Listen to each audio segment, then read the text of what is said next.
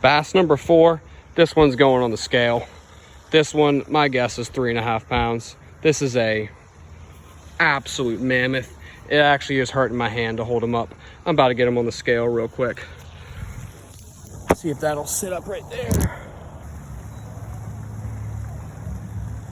It's in kilograms. Pounds. Okay. I wish I knew how to use this before I tried to hook a fish up on it. All right. Almost 3-pounder. That's a big fish, right? All right. 3-pounder release. Massive boy. Matching my my Hey Dudes.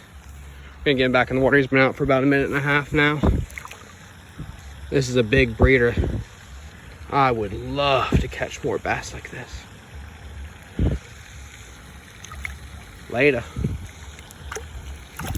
Holy crap, this is stocked.